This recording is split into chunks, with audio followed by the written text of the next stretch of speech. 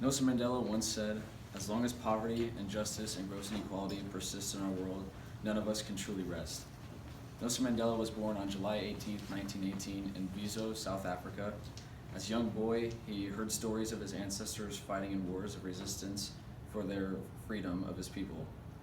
With all the racism that occurs in our world today, I would like to tell you the story of Nelson Mandela and how he fought for equal rights for all races. I have done lots of research on this topic for the past couple of months, and I'm here to share it with you today. Nelson Mandela risked his life for equal rights for all people in South Africa. In this speech, I will talk about what Nelson Mandela fought against, who he fought for, and how this led to his imprisonment. So let's begin by talking about apartheid, what Nelson Mandela fought against. Apartheid was a system of segregation laws in South Africa. And according to an article by essayhistory.org from January 17, 2019, titled "A History of Apartheid in South Africa," apartheid was implemented in South Africa in 1948. Under apartheid, racial groups were forced to live separately. Money between these groups were very unequal.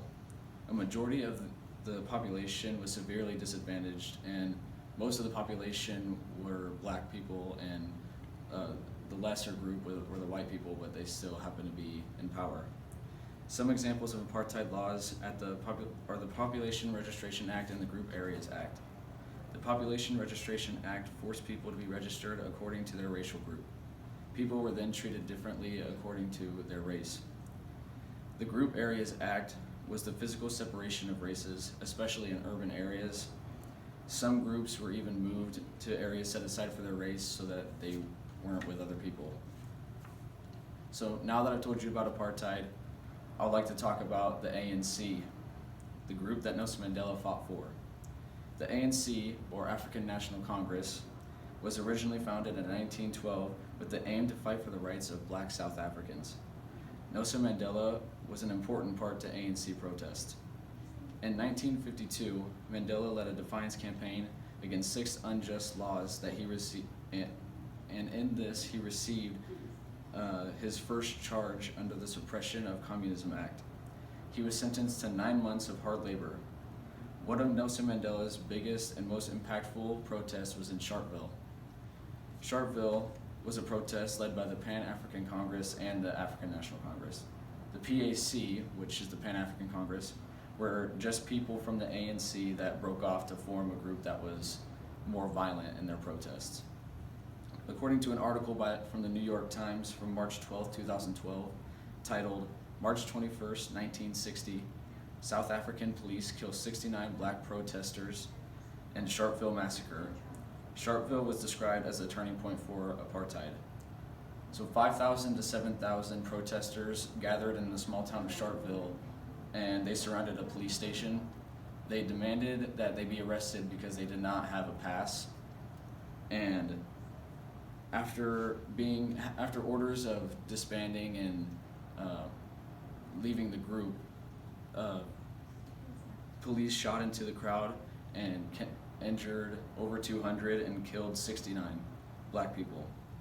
So what made Sharpeville so impactful was after it, the government issued their first state of emergency, and the Pan-African Congress and the African National Congress were both banned.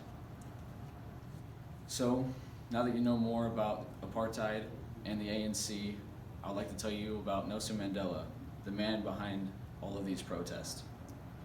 So Nelson Mandela was feared by the leaders of apartheid because they knew that he was the leader of all these protests. So according to an article by nelsonmandela.org titled "Biography of Nelson Mandela," he joined the ANC in 1944.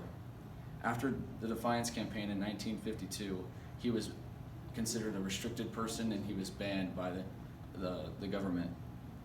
So being a restricted person, he was not allowed to do very much, and he was always heavily watched by the government. And so in 1956, he was arrested in what is now considered the treason trial. So this trial lasted 4 years, and it ended up with no one being charged, even though it was a countrywide swoop of many people being arrested, but no one actually was charged with anything. So in 1962, he secretly left South Africa and escaped to England. And on his journey, he was trying to pick up support for the movement and the protests, trying to gain rights. And when he came back later that same year in 1962, he was immediately arrested and charged with leaving without a permit and inciting workers to strike. He was charged with 5 years in prison, which was the first time that he had ever been put in prison, even though he had been arrested before. He had never been put in prison. So within a month of his sentence, the police raided a hideout in Rivonia, Johannesburg, and this is now considered the Rivonia trial.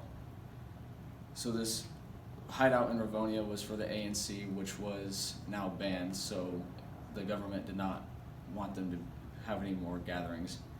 So he was put on trial again for sabotage with 10 others. So facing the death penalty, Mandela gave a famous speech in which he said, "I have fought against white domination and I have fought against black domination. I have cherished the ideal of a democratic and free society in which all persons live together in harmony and with equal opportunities. It is an ideal which I hope to live for and to achieve, but if needs be, it is an ideal for which I am prepared to die." So after this, on June 11th, 1964, Mandela and 7 others were sentenced to life in prison. In conclusion, Mandela spent 27 years in prison. He was released in 1990 after many protests throughout his 27 years by the ANC and the PAC to force apartheid to dismantle. So Nelson Mandela risked his life to fight for the equal rights of all people in South Africa. He was the first black president in South Africa, and he started the first democracy in 1994. So I will end the same way I started, a quote by Nelson Mandela: "It always seems impossible until it's done."